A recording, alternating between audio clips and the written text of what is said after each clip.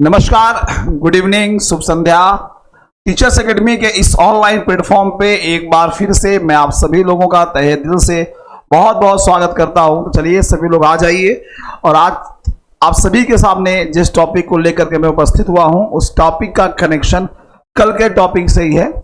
हम लोगों ने कल देखा था कार्ल मार्क्स के बारे में, जिसमें हम लोगों ने बात की थी कार्ल मार्क्स के प्रारंभिक जीवन को लेकर के। फिर कार्ल मार्क्स ने राज्य से संबंधित क्या विचार बताए थे और कार्ल मार्क्स ने अतिरिक्त मूल्य का सिद्धांत क्या बताया था। आज हम कार्ल मार्क्स के उन सब के अलावा जो और थ्योरीज उन्होंने दी हैं, द्वंद्वात्मक सिद्धांत, ऐतिहासिक भौतिकतावाद, वर्ग संघर्ष का सिद्धांत, इन सभी मुद्दों पे बात करेंगे। साथ ही साथ हम इससे बात करेंगे कि आपके एग्जाम में यूजीसी नेट जेआरएफ का जो आप एग्जाम दे रहे हैं या इसके अलावा अगर टीजीटी पीजीटी का एग्जाम दे रहे हैं, एलटीजीआईसी का भी दे रहे हैं, तो उसमें इनसे संबंधित जो किताबें पूछी जाती हैं उन किताबों के बारे में भी हम बात करेंगे। तो चलिए सभी लोग आ जाइए फटाफट और अपनी क्लास शुरू करते हैं। और शुरू करने से पहले सभी लोगों को एक बार फिर मैं कहना चाहूंगा कि अगर आप यूजीसी नेट जेआरएफ की तैयारी कर रहे हैं और आपका सब्जेक्ट पॉलिटिकल साइंस यानी सिविक्स है, तो हमारी संस्था पे यूजीसी नेट जेआरएफ का जो नया बैच स्टार्ट हुआ है उसमें आप सभी लोगों के लिए विशेष सुविधाएं उपलब्ध कराई हैं, जिसमें आपको प्रतिदिन ऐप पे क्लास के साथ साथ पीडीएफ नोट्स और आपका प्रैक्टिस सेशन आपको प्रतिदिन मिलेगा। साथ ही साथ अगर आप फर्स्ट पेपर भी ज्वाइन करते हैं तो सब्जेक्ट और फर्स्ट पेपर दोनों को मिला करके आपको उसमें विशेष छूट का अवसर दिया गया है। तो अगर आप भी तैयारी करना चाहते हैं यूजीसी नेट जेआरएफ की, संस्था के नंबर पे 9628959237 8318489291 पे कॉल या व्हाट्सएप के माध्यम से आप संपर्क कर सकते हैं। तो चलिए शुरू करते हैं आज का टॉपिक। हम लोग बात यहाँ सभी लोग को नमस्कार, good evening, good evening, good evening सभी। आवाज़ बहुत तेज है, थोड़ा सेव कर लीजिए। नहीं मैं भाई आवाज़ तेज है, पहली बार सुन रहा हूँ। अभी तक कमेंट आते थे कि आवाज़ नहीं आ रही, अब कह रहे हैं आवाज़ तेज है। तो चलिए शुरू करते हैं। नहीं, ऐप पे प्रैक्टिस जाएगा आप लोग का, ऐप पे प्रतिभा जी अभी प्रैक्टिस जाएगा। 2-4 दिन क्लास यूट्यूब पे लाइव रहेगी, उसके बाद ऐप पे चलेंगी। अब प्रैक्टिस बैच आपको जाएगा अभी क्लास के बाद, आप लोग से सॉल्व करिएगा। तो चलिए शुरू करते हैं। हम लोग कार्ल मार्क्स के बारे में पढ़ रहे थे। तो कार्ल मार्क्स साहब ने अन्य जो विचार दिए थे, कार्ल मार्क्स, उनके विचारों को जो हम देखते हैं तो इसमें एक विचार उन्होंने दिए थे द्वंद्वात्मक, ठीक है,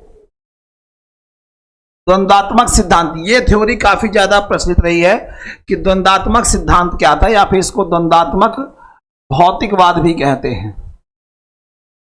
द्वंद्वात्मक भौतिकवाद भी कहते हैं। इसके बारे में जानेंगे कि आखिर ये द्वंद्वात्मक भौतिकवाद क्या है। देखिए यहाँ पे शब्द आया है द्वंद्वात्मक। अब द्वंद्व का मतलब युद्ध लड़ना होता है, लड़ाई लड़ना, द्वंद्व करना, लेकिन यहाँ पे युद्ध नहीं लड़ना है, यहाँ पे द्वंद्व का मतलब कुछ और है। हम उसके बारे में बात करेंगे। गुड इवनिंग सभी लोग। नहीं शिल्पी जी अभी भी टेलीग्राम में चला गया, आप देख लीजिए, चेक कर लीजिए, आप अभी तुरंत चेक कर लीजिए, पहुंच गया है। दूसरे ग्रुप पे भेज दिया गया था, पब्लिक टेलीग्राम ग्रुप में चला गया था पीडीएफ, अभी आप चेक कर लीजिए, आपको दिख जाएगा, ठीक है। अभी आप चेक कर लीजिए, आपको मिल जाएगा। सभी लोग नमस्कार, गुड इवनिंग, स्वागत है। तो कार्ल मार्क्स साहब ने द्वंद्वात्मक भौतिकवाद, ये जो थ्योरी दी थी, ये क्या होता है चलिए देख लेते हैं। आपके एग्जाम में प्रश्न पूछता है द्वंद्वात्मक भौतिकवाद को लेकर के। इस पहली बात तो जान लीजिए, इसको एक नाम से और जानते हैं, कशमकश। कौन सा? कशमकश। कहते हैं ना कि बहुत कशमकश है, आप मन में द्वंद्व सा चल रहा है, मन बड़ी कशमकश है, करें तो क्या करें, तो कशमकश सिद्धांत कहते हैं इसको, कशमकश भौतिकवाद भी कहते हैं। चलिए देखते हैं। देखिए कार्ल मार्क्स साहब ने जब द्वंद्वात्मक भौतिकवाद की बात की तो देखिए दोनों शब्द हैं, द्वंद्वात्मक है और भौतिकवाद है, ठीक है डियर। द्वंद्वात्मक शब्द इन्होंने जो लिया है वो हीगल से लिया है, हीगल साहब से, और भौतिकवाद जो शब्द लिया है, अभी कल हमने इनके नाम की चर्चा की थी, फ्यूरबैक साहब से, इनसे लिया है। द्वंद्वात्मक और भौतिकवाद दोनों शब्द इन्होंने अलग अलग लोगों से लिए हैं और शब्द बना है द्वंद्वात्मक भौतिकवाद। क्या है ये, चलिए इसके बारे में देखते हैं। देखिए द्वंद्वात्मक पद्धति के माध्यम से कार्ल मार्क्स ने, ये जो द्वंद्वात्मक पद्धति है इसकी अगर हम बात करें तो इस द्वंद्वात्मक पद्धति के माध्यम से कार्ल मार्क्स ने सच की बात की है। सच यानी सत्य, ठीक है, सत्य की बात की है। तो उसके बारे में हम लोग बात करेंगे कि सत्य की बात उन्होंने की है। सत्य की बात का मतलब उन्होंने इस द्वंद्वात्मक पद्धति के माध्यम से सत्य का अनुसंधान करने की, अनुसंधान यानी सत्य का खोज करने की बात जो है यहां पे की है। अब उस सत्य का अनुसंधान यानी खोज क्या मतलब होता है इसका? सत्य का अनुसंधान, उसका खोज क्या मतलब है इसका? तो चलिए इसके बारे में हम लोग देख लेते हैं। ठीक है, देखिए जब सत्य के अनुसंधान करने की बात होती है तो किस तरह से सच की खोज करते हैं, इसके लिए 3 चीजें बताई हैं इन्होंने।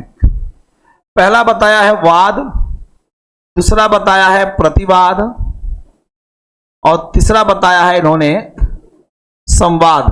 तीनों अलग अलग हैं, वाद, प्रतिवाद और संवाद।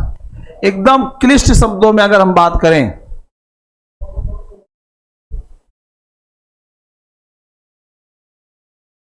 एकदम अगर क्लिष्ट शब्दों में बात करें, आप चलिए कहां मिलेगा अभी हम बता दें, क्लास के बाद बता देते हैं कैसे मिलेगा। हाँ श्याम जी ठीक है, थोड़ा बहुत खांसी जुकाम पकड़ा हुआ है।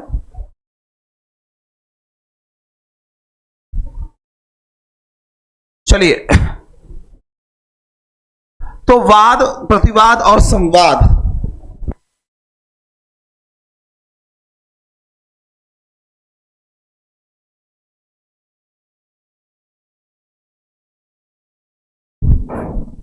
वाद, प्रतिवाद और संवाद, इन्होंने 3 चीजों की बात की है।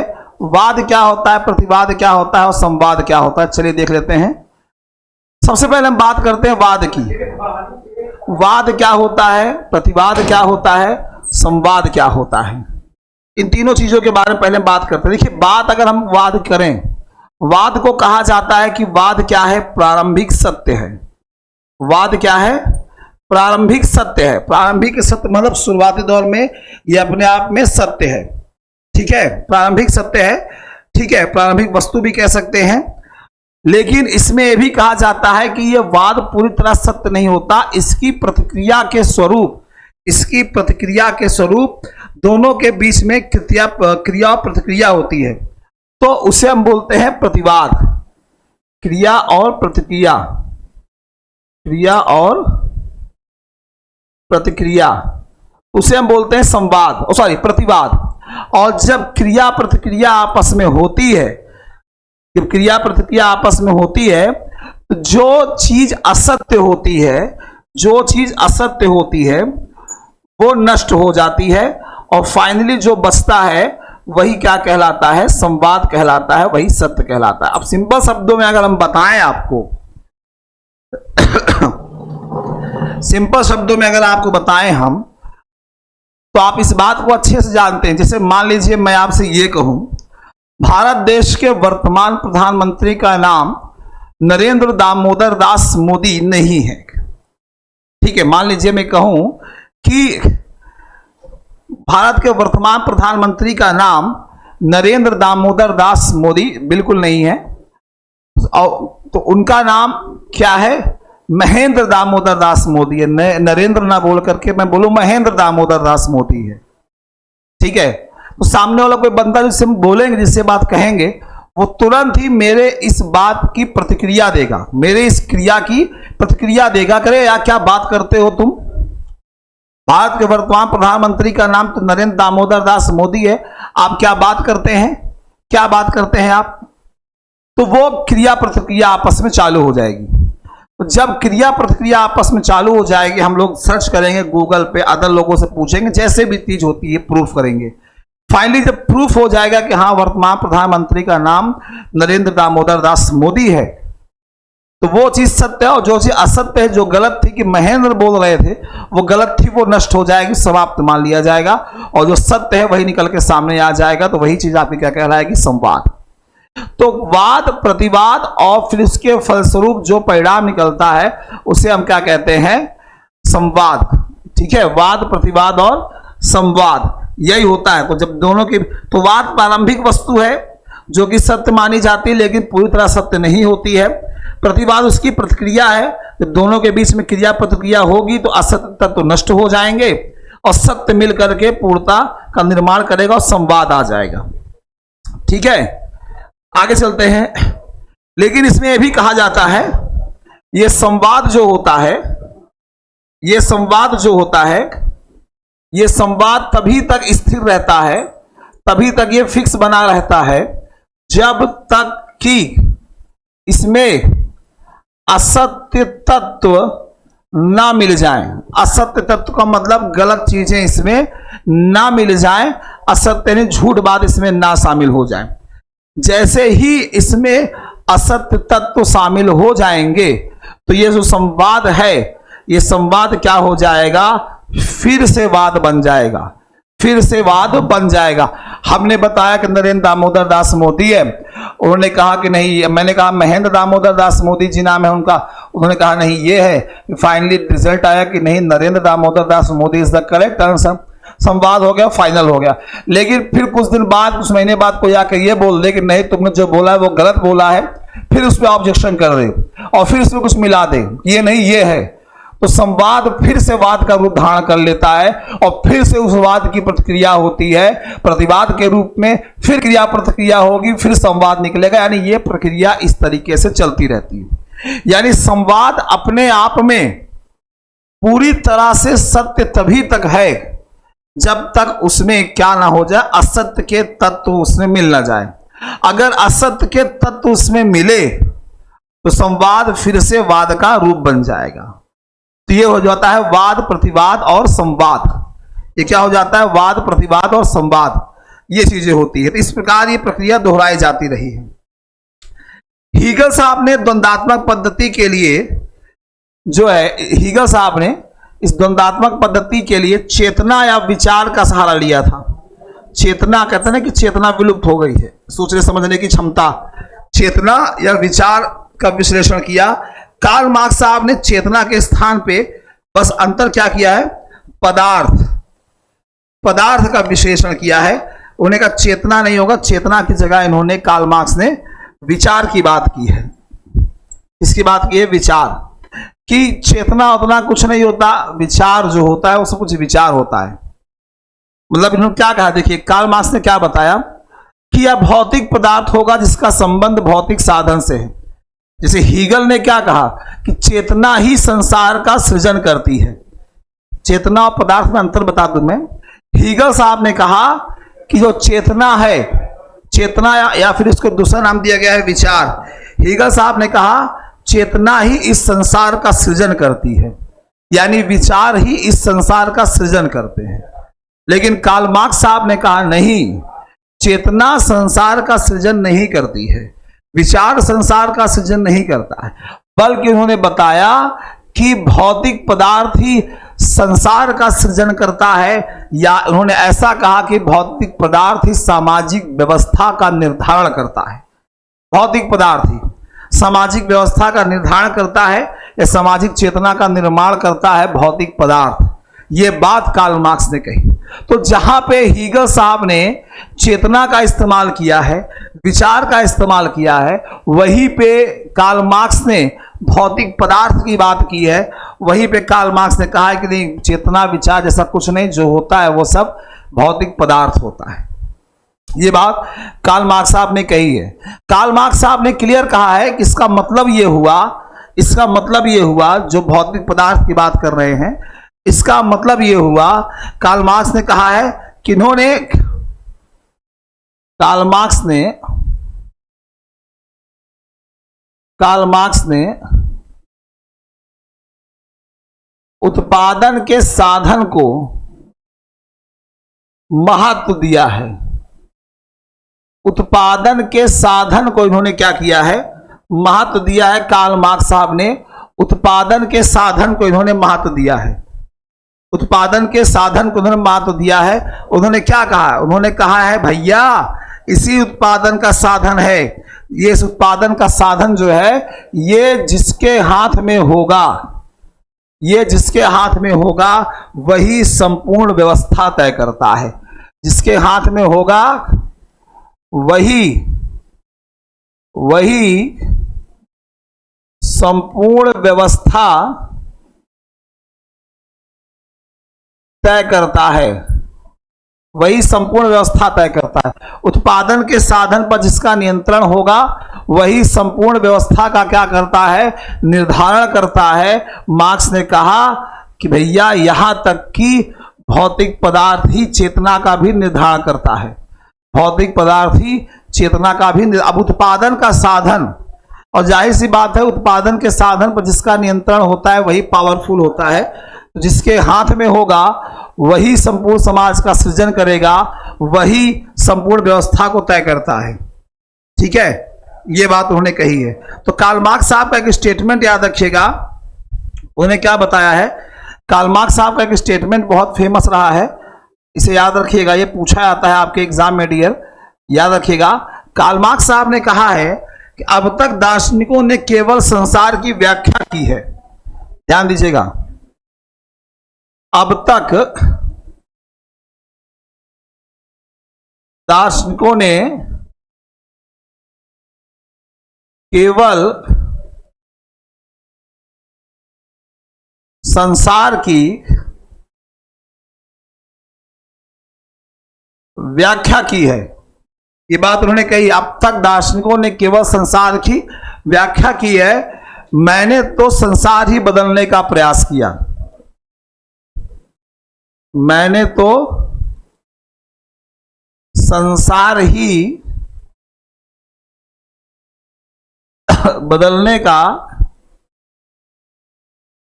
प्रयास किया।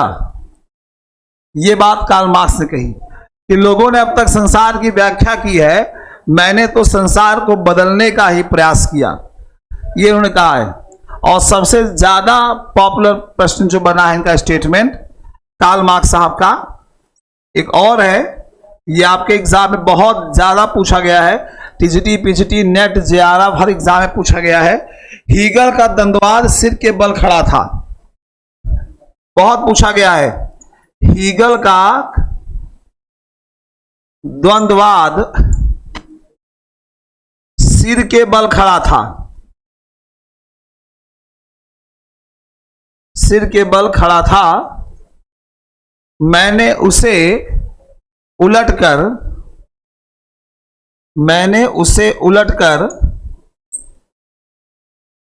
पैरों के बल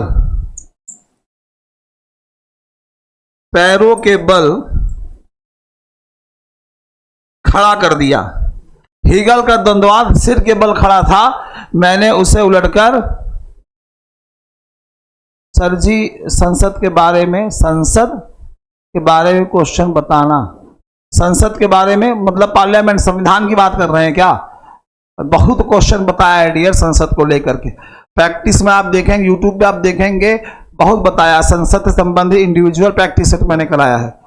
ठीक है, हालांकि अगर आप ये पूछ रहे हैं कि कार्ल मार्क्स ने संसद को लेकर क्या कहा है, तो हमने कल ही उससे बात चर्चा की थी। गप मारने की दुकान कहा है, क्यों उसने पूंजीपतियों की संस्था बताई है, क्यों उन्होंने सांसदों का वकील बताया है, मेंबर ऑफ पार्लियामेंट को, कथन कारण में कैसे आते हैं, फैक्चुअल कैसे आते हैं, कल के वीडियो में मैंने सब चर्चा कर ली है।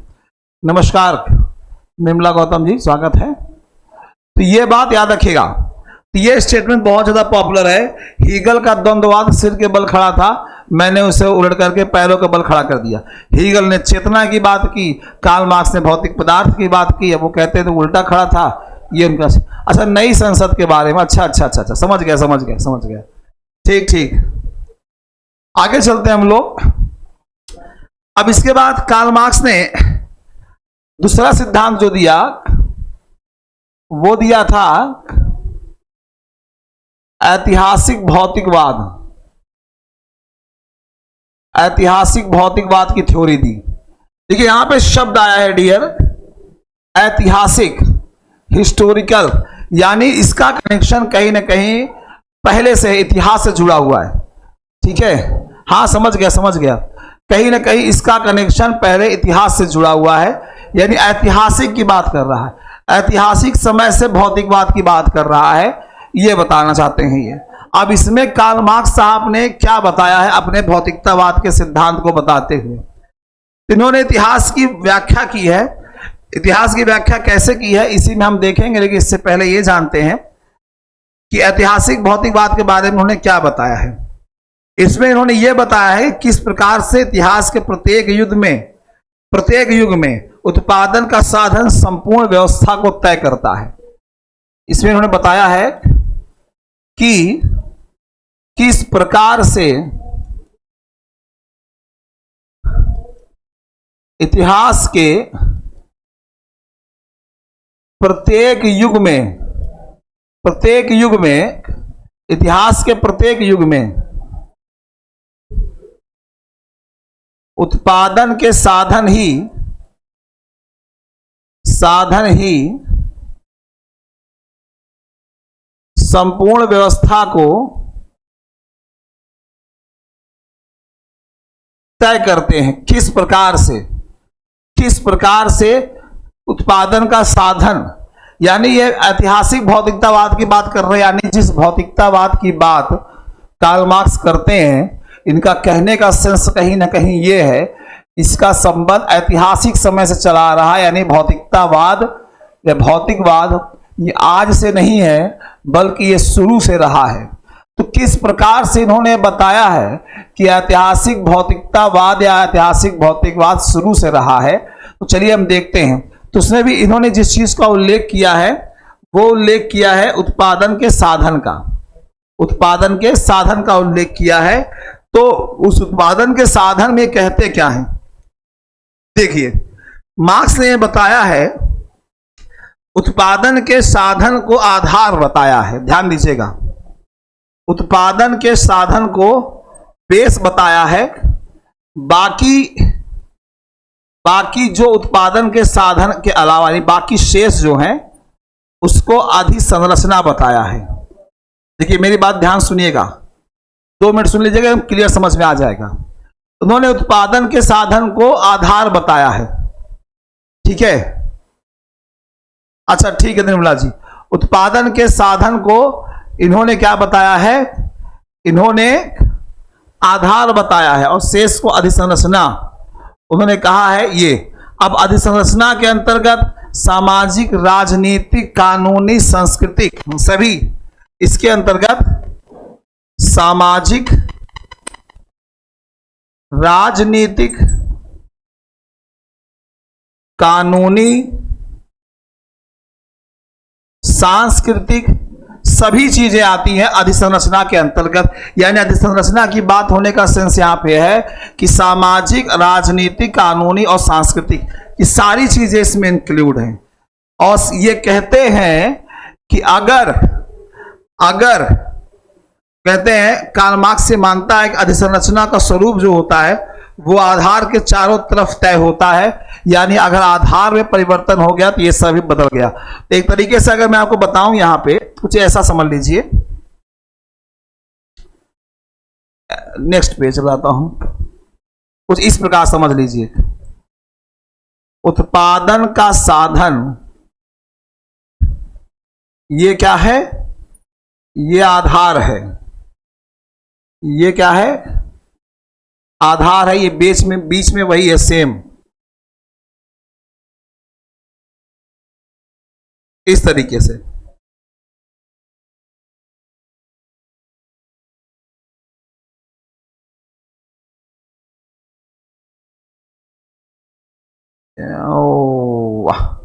ये हो गया। तो उन्होंने बताया क्या है, ये उत्पादन का साधन बीच में है, ये क्या है, ये आधार है। क्या है ये, आधार है। उत्पादन का साधन क्या है, आधार है, बीच में है। अब इस उत्पादन के साधन में अगर परिवर्तन हुआ तो पूरे के पूरे अधिसंरचना में परिवर्तन हो जाएगा। अब अधिसंरचना में कौन आता है, सबसे पहले जैसे मैंने बताया कि राजनीतिक व्यवस्था सब आएगी, ठीक। दूसरा आप यहां पे कह सकते हैं कानूनी व्यवस्था भी आएगी। तीसरा आप कह सकते हैं सांस्कृतिक व्यवस्था भी आएगी।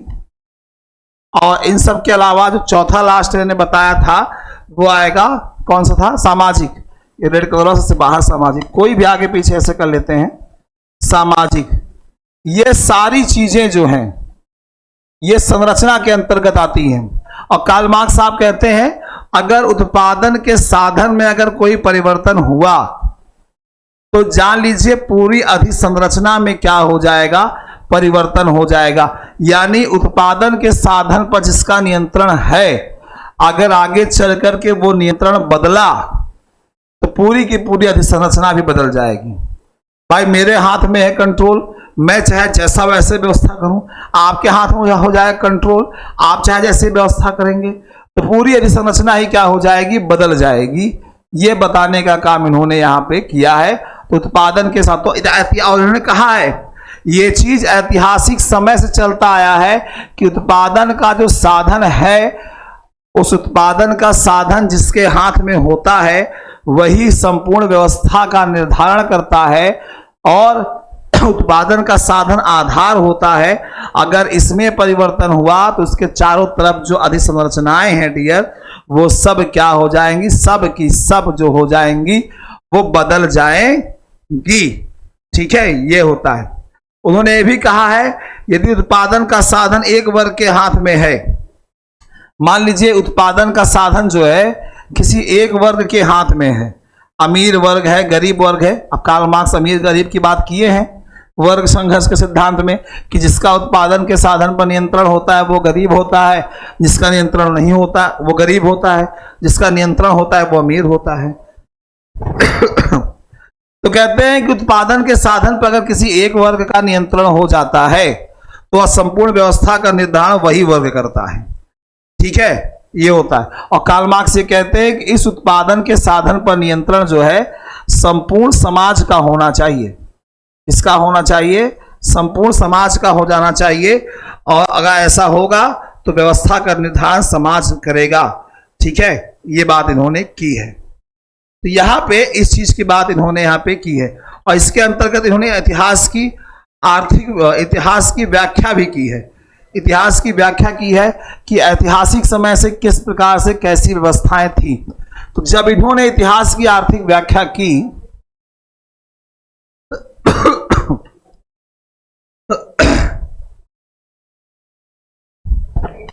चलिए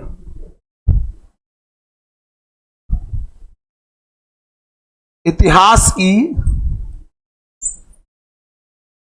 आर्थिक व्याख्या, जब इन्होंने इतिहास की आर्थिक व्याख्या की इन्होंने क्या बताया इतिहास की आर्थिक व्याख्या को लेकर के। तो उन्होंने क्या कहा कि प्रारंभ में सबसे पहले इतिहास में बात करें तो उन्होंने कहा था आदिम समाज था।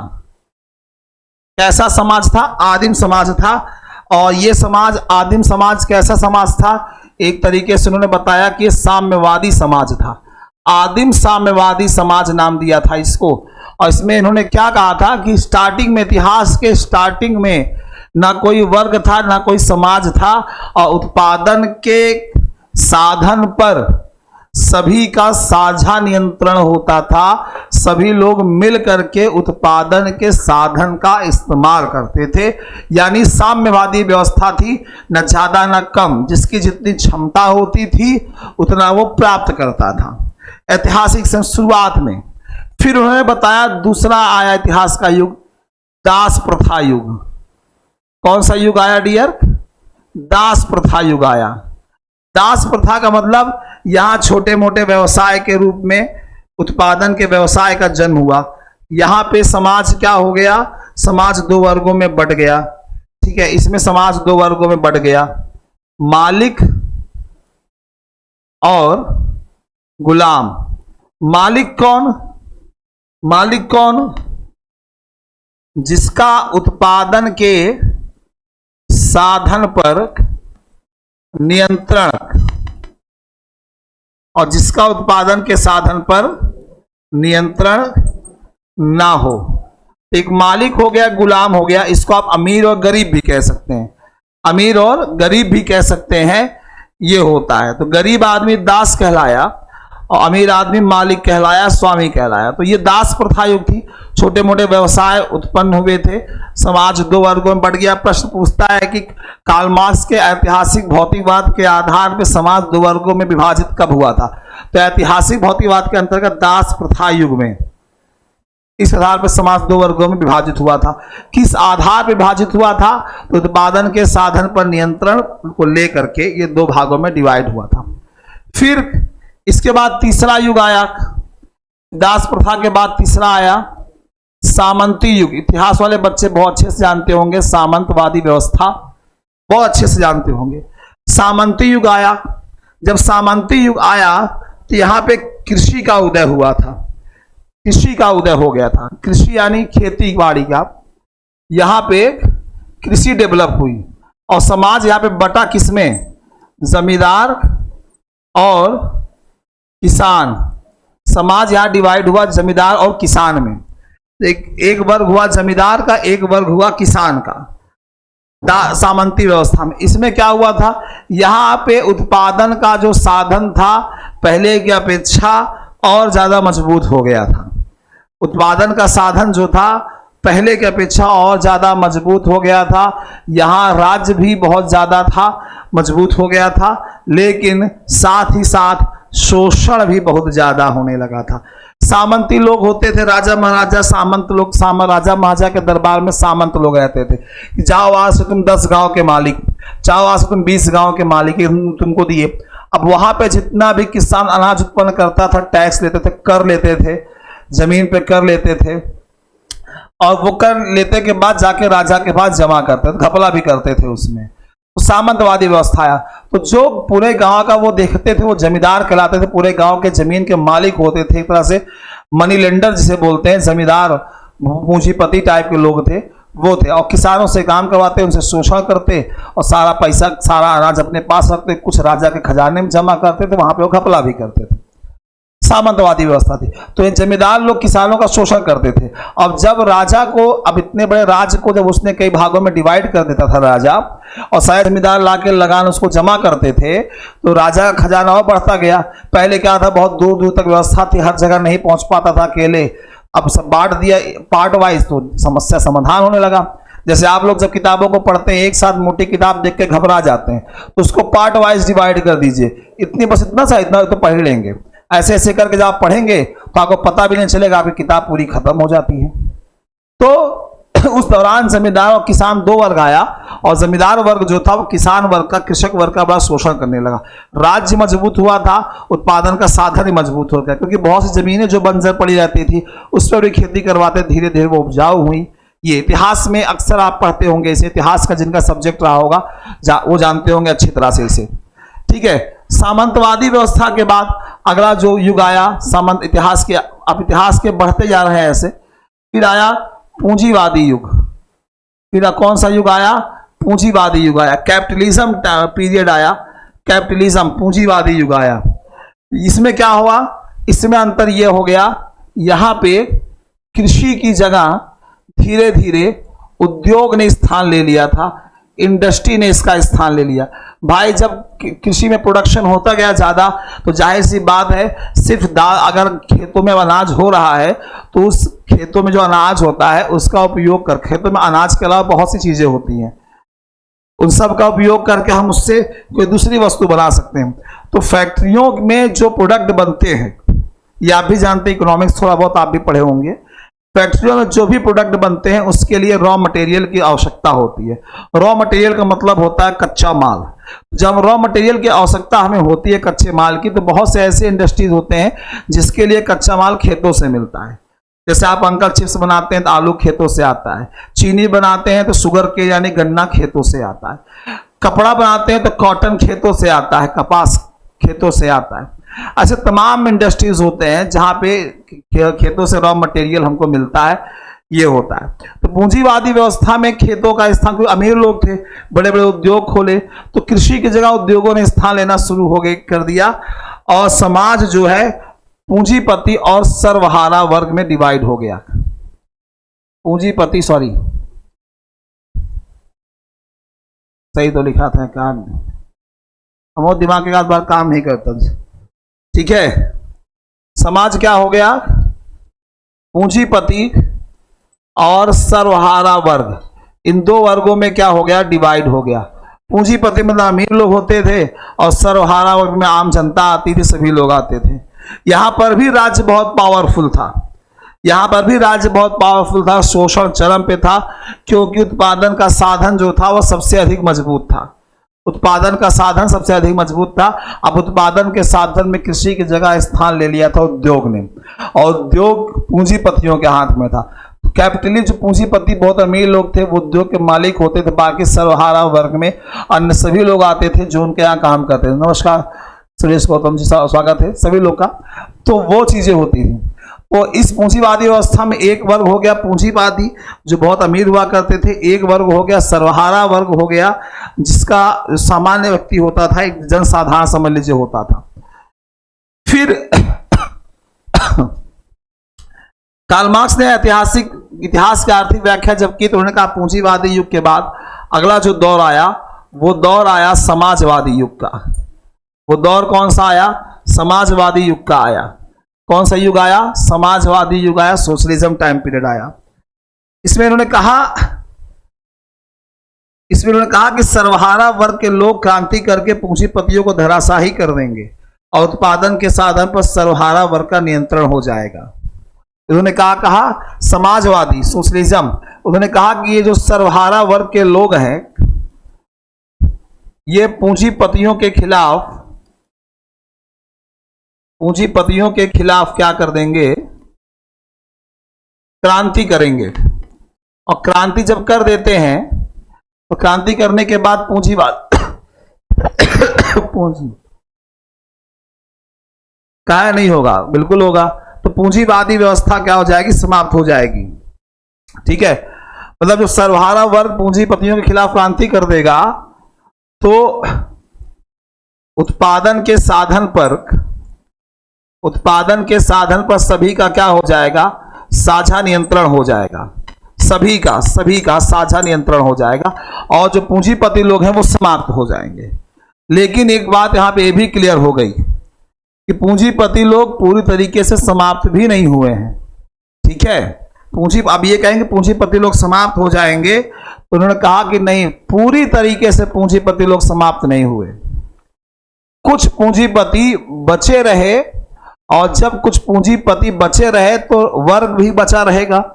एक पूंजीपति का वर्ग होगा, एक सर्वहारा वर्ग होगा, चाहे थोड़े से बचे क्यों न रहे, तो वर्ग भी बचा रहेगा, और ये भी बचा रहेगा, ये क्या बोलते हैं, राज्य भी बचा रहेगा, सब बना रहेगा। ठीक है, ये होता है। तो सर्वहारा वर्ग का ये उद्देश्य होना चाहिए कि बचे कुचे पूंजीपतियों को नष्ट कर दें। लेकिन समाजवादी व्यवस्था में सारे पूंजीपति पूरी तरीके से नष्ट नहीं हो पाए, इसीलिए समाजवादी युग जो था उसको एक नाम दिया गया था। आपके एग्जाम में बहुत पूछा भी है, कुछ लोग जानते भी होंगे। संक्रमणकालीन व्यवस्था थी ये, संक्रमणकालीन युग था। यहाँ बिल्कुल संतोष ने लिख भी दिया, संक्रमणकालीन अवस्था थी, क्योंकि पूंजीपति तो होता नहीं, कीटाणु तो सब नष्ट हो गए, चोट लग गई, आप दवा लगाई, कीटाणु तो सब नष्ट हो गए, लेकिन आपने पूरी तरीके से कीटाणुओं को नष्ट नहीं किया। एक आध दो चार कीटाणु बचे रहे, फिर धीरे धीरे फिर वो घाव को हरा कर देते हैं। तो उन्होंने कहा कि समाजवादी व्यवस्था में सर्वहारा वर्ग के लोग पूंजीपतियों के खिलाफ क्रांति करते हैं, नष्ट कर देते हैं, लेकिन कुछ बचे रहते हैं, इसीलिए संक्रमणकालीन व्यवस्था रहती है। ठीक है, इसीलिए समाजवाद का उद्देश्य जो है पूरा नहीं होता। तो कहते हैं भैया समाजवाद का उद्देश्य कब पूरा होगा? तो कार्ल मार्क्स कहते हैं समाजवाद का उद्देश्य तब पूरा होता है जब समाजवाद साम्यवाद को लाने की बात करता है, साम्यवाद को। तो समाजवादी युग के बाद अगली जो अवस्था की बात करते हैं, ये साम्यवादी अवस्था की बात करते हैं। और साम्यवादी अवस्था का मतलब क्या होता है? यहां पे वर्ग पूरी तरीके से समाप्त हो जाएगा, यानी न पूंजीपति बचेंगे ही नहीं, सब खत्म हो जाएंगे, और उत्पादन के साधन पर सभी लोगों का बराबर अधिकार हो जाएगा। यानी सामंतवादी अवस्था को ही क्या कहा जाता है? वर्ग विहीन अवस्था कहा जाता है। अब वर्ग खत्म हो गया तो राज्य भी क्या हो जाएगा? समाप्त हो जाएगा, ये हो जाता है। तो साम्यवादी व्यवस्था आती है, और इस साम्यवादी अवस्था में क्या होता है? उत्पादन के साधन पर संपूर्ण समाज का नियंत्रण हो जाता है। समाज पर साधन पर सभी लोग का नियंत्रण हो जाता है, शोषण विहीन हो जाता है, लोग अपनी क्षमता के अनुसार कार्य करते हैं, और लोग अपनी क्षमता के अनुसार वेतन भी पाते हैं या पाएंगे। ठीक है, ये होता है। तो इतिहास की आर्थिक व्याख्या कुछ इस तरीके से इन्होंने यहाँ पे की, आदिम समाज से लेकर के साम्यवादी युग तक या साम्यवादी समाज तक। इस प्रकार कार्ल मार्क्स ने इसकी व्याख्या यहाँ पे की है। तो ये बात कार्ल मार्क्स ने यहाँ पे की है। मार्क्स साहब ने क्लियर एक स्टेटमेंट दिया है, आपके एग्जाम में पूछता भी है। हाँ, राज्य विलुप्त हो जाएगा जी। नहीं, वायरल फीवर है, खांसी जुकाम बहुत तेज फैल रहा है। आज मुझे मालूम चला एक नया वायरस फैला हुआ है। लोग जो डेंगू मलेरिया समझ रहे हैं, टाइफाइड समझ रहे हैं, लेकिन वो ऐसा है नहीं, हालांकि बहुत ज्यादा सेंसिटिव नहीं है। तो साम्यवादी व्यवस्था स्थापित हो जाएगी। तो यहाँ पे कार्ल मार्क्स साहब का एक स्टेटमेंट है कि उत्पादन के साधन में जब भी परिवर्तन हो जाता है तो पुराना समाज नई व्यवस्था का लोड उठाने में सक्षम नहीं रह जाता, यानी नई व्यवस्था का भार उठाने में सक्षम नहीं रह जाता, अतः समाज ही एकाएक क्या हो जाता है, बदल जाता है। फिर से बोल रहा हूं, इनका स्टेटमेंट क्या है? उत्पादन के साधन में जब परिवर्तन हो जाता है, उत्पादन के साधन में जब परिवर्तन हो जाता है तो पुराना समाज नई व्यवस्था का भार उठाने में सक्षम नहीं हो पाता और समाज ही एकाएक क्या हो जाता है, बदल जाता है। ठीक है, ये हो रहा है। तो किसका बुखार का नाम पूछा है सर जी, उसका नाम क्या है? एक नया तरीके का है, मुझे भी आज मालूम, डेंगू की दूसरा रूप है कह रहे हैं। नहीं, ये एक्चुअली कुछ ऐसा है कि रुकिए बताता हूं मैं आपको। ये है स्क्रब टाइफस। स्क्रब टाइफस नाम है, जो एक तरीके का बात कर रहे हैं प्रेजेंट टाइम में, स्क्रब टाइफस। इसमें बुखार, खांसी, शरीर में दर्द, चिकनगुनिया, मलेरिया से मिलते जुलते लक्षण हैं। ठीक है, स्क्रब टाइफस ये नाम है। और एक तरह का बैक्टीरिया है, बायोलॉजिकल नेम है थ्रोम्बोसाइटोपेनिक माइटस, या इसको कीड़ा है, कीड़े का नाम है चिगर, CHIGGER। इसी से फैल रहा है। लक्षण है कि ठंड तेज कर दे, बुखार आना, बुखार कुछ दिन तक फिक्स रहता है, जोड़ों में दर्द होता है, मांसपेशियों में सहनी पीड़ा होती है, तेज सिर दर्द होता है, शरीर पर लाल रैशेज होने लगते हैं, भ्रम की स्थिति पैदा होती है। तो भैया बचा के रहिए। हाँ, बरेली में, बिल्कुल बिल्कुल, हाँ बिल्कुल, ये जेंग रुक जाइए, अभी कहाँ हुआ है अभी, ये होता है। फिर इसके बाद इन्होंने एक और सिद्धांत दिया था वर्ग संघर्ष का। अब इसको भी जान लीजिए कि वर्ग संघर्ष का सिद्धांत क्या था। अब इतना पढ़ने के बाद इसे तो आप आसानी से कर लेंगे। वर्ग संघर्ष, वर्ग में संघर्ष की बात करते हैं। तो उन्होंने कहा है कि ऐतिहासिक भौतिकवाद का व्यवहारिक रूप ही वर्ग संघर्ष है। इन्होंने कहा है वर्ग संघर्ष को ही विकास का मूल प्रेरक तत्व बताया है। इन्होंने वर्ग संघर्ष को ही विकास का मूल प्रेरक तत्व बताया है। ये वर्ग संघर्ष जो है यही मेन है, विकास का मूल प्रेरक तत्व यही वर्ग संघर्ष है। मार्क्स ने कहा मैंने वर्ग संघर्ष पैदा करने की कोशिश नहीं की है, बल्कि मैंने इतिहास की आर्थिक व्याख्या की है कि शुरू से कैसे वर्ग संघर्ष रहा, कभी अमीर गरीब, कभी जमींदार किसान, कभी पूंजीवादी सर्वहारा, इस तरीके से शुरू से रहा है। मैंने बताने का काम किया है। ठीक है, ये मार्क्स ने कहा है कि जब से समाज में उत्पादन के साधन का उदय हुआ है, उत्पादन के साधन, इस चीज का जब से उदय हुआ है तब से समाज दो वर्गों में बटा जा रहा है। पहले अमीर गरीब हुआ, फिर किसान और जमींदार हुआ, फिर पूंजीवादी सर्वहारा हुआ। ये इस तरीके से जो है चीजें होती रहती हैं। तो ये चीजें बताते हैं यहाँ पे। तो यहाँ पे बात उन्होंने बताई है। उन्होंने कहा कि उत्पादन के साधन पर जिसका स्वामित्व हुआ वो मालिक हो गया, जिसका स्वामित्व नहीं हुआ वो गुलाम हो गया, यानी ये अमीर हो गया, यानी ये गरीब हो गया। इस तरीके से, और अमीर गरीब का क्या कर रहा है, शोषण कर रहा है राज्य के माध्यम से। हमने कल ही इस पे बात की थी कि अमीर जो है राज्य के माध्यम से गरीबों का शोषण कर रहा है, यहाँ पे शोषण की चरम सीमा पर है। तो मार्क्स ने इसीलिए गरीबों के लिए कहा कि मजदूरों इस शोषण से मुक्ति पाने के लिए आपको एकजुटता दिखानी पड़ेगी। भैया समाज में वर्ग संघर्ष शुरू से रहा है, मैंने ये वर्ग संघर्ष की भावना पैदा नहीं की है, कार्ल मार्क्स ने कहा। मैंने तो कार्ल मार्क्स कहता है मैंने तो सिर्फ इतिहास की आर्थिक व्याख्या की है कि वर्ग संघर्ष शुरू से रहा है, कभी अमीर गरीब के रूप में रहा है, कभी जमींदार किसान के रूप में रहा है, कभी पूंजीपति और सर्वहारा वर्ग के रूप में रहा है। मैंने सिर्फ यही दिखाने की बात यहां पे की है। उन्होंने कहा कि उत्पादन के साधन पर जिसका नियंत्रण हुआ वो अमीर कहलाया, जिसका नियंत्रण नहीं था वो गरीब कहलाया।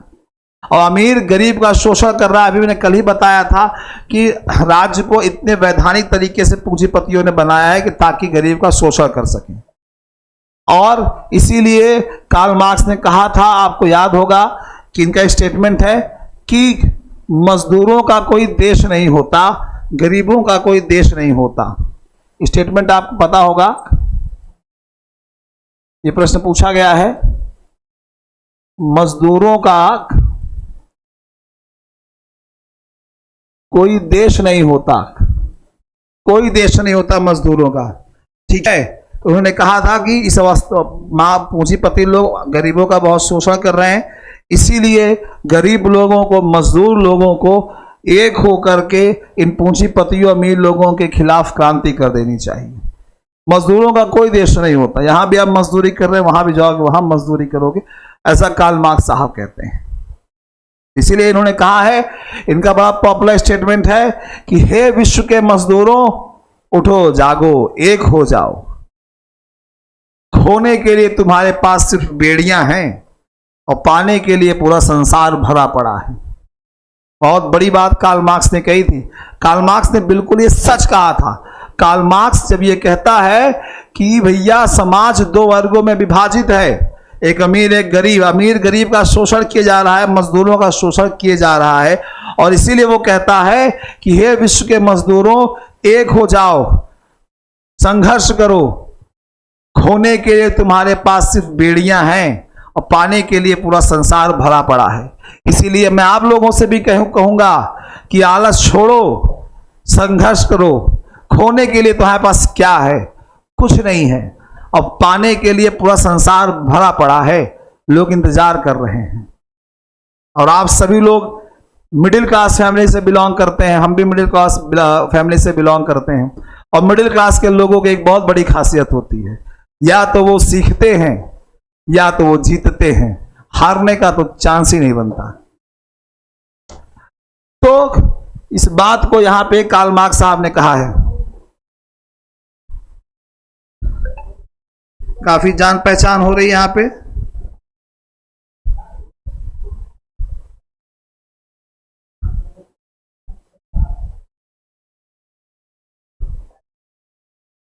काफी जान पहचान हो रही है भैया, चलिए अच्छी बात है, जान पहचान। कभी हम हूं आएंगे तो मिठाई उठाई खिलाइएगा। तो ये सारी बातें इन्होंने यहाँ पे कार्ल मार्क्स ने कही है इनके लिए। तो ये सारी चीजें, जितने सिद्धांत आपने देखे, राज्य की उत्पत्ति को लेकर के, अतिरिक्त मूल्य का सिद्धांत लेकर के, और साथ ही साथ ऐतिहासिक भौतिकवाद का सिद्धांत, वर्ग संघर्ष का सिद्धांत, और जितनी बातें हमने देखी, उम्मीद करता हूँ आपको पसंद आया हो क्लास, ठीक है। तो आज के लिए फिलहाल इतना, हाँ सॉरी, अभी एक टॉपिक बचा हुआ है। इसमें एक टॉपिक है, इनके किताबों का नाम है, बहुत सी ऐसी किताबें हैं जो आपके एग्जाम में पूछी जाती हैं, उन किताबों के नाम भी आप लोग याद रखिए, एग्जाम में बहुत पूछा जाता है डियर। जैसे किताबों के नाम में कुछ बता रहा हूं, याद कीजिएगा। कम्युनिस्ट मैनिफेस्टो, बुक्स के नाम याद रख लीजिएगा, ठीक है। कम्युनिस्ट मैनिफेस्टो, ये कार्ल मार्क्स की बुक है।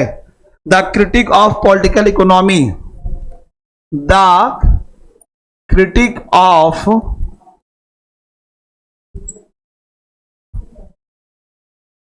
पॉलिटिकल इकोनॉमी, ये भी कार्ल मार्क्स की बुक है डियर। अरे रुक जाइए, किताब का नाम भी जान लीजिए। The poverty of philosophy, the poverty of philosophy, ये भी इन्हीं की बुक का नाम है। दास कैपिटल, बहुत फेमस किताब रही है, इनके क्लास 10 के बोर्ड एग्जाम में पूछा था, मेरे वाले में, तब यूपी बोर्ड पढ़ते थे तब। Gotha program, Gotha program, the civil war of France, the civil war of France. ठीक है, याद रखिएगा।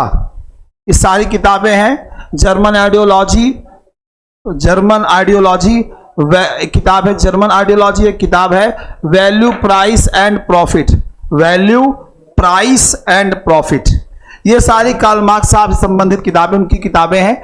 नाम याद रखिएगा। एग्जाम में स्टेटमेंट जैसे मैंने बताया, स्लोगन, ये स्लोगन्स और किताबों के नाम दो चीज मैं हर क्लास में बोलता हूं, ये डायरेक्ट पूछता है, तो इस चीज को लेकर अच्छे से तैयार रखिएगा। तो उम्मीद करता हूं आज का टॉपिक आपको पसंद आया होगा। अगले 10 मिनट में आपको प्रैक्टिस सेट में आपके ग्रुप में भेज दे रहा हूं ऐप पर। ठीक है, टेलीग्राम में भी भेज दे रहा हूं मैं, टेलीग्राम में तुरंत भेज दे रहा हूं मैं, ऐप पर भी जा रहा है, आप लोग उसे सॉल्व करें। तो आज के लिए फिलहाल इतना ही दोस्तों। अगर आप भी टीजीटी पीजीटी की तैयारी कर रहे हैं या यूजीसी नेट जेआरएफ की अगर आप तैयारी कर रहे हैं, आपका सब्जेक्ट नेट जेआरएफ में पॉलिटिकल साइंस है, तो हमारी संस्था से जरूर जुड़े। संस्था के नंबर है 96 28 95 92 37 83 18 48 92 91। इस नंबर पे कॉल या व्हाट्सएप के माध्यम से आप संपर्क कर सकते हैं। फर्स्ट पेपर और सब्जेक्ट दोनों की क्लासेस अवेलेबल हैं, तो अगर आप इंक्वायरी चाहते हैं तो संस्था के नंबर पे संपर्क कर सकते हैं। तो चलिए, कल फिर मुलाकात होती है, तब तक के लिए दीजिए इजाजत। सभी लोगों को हमारा नमस्कार।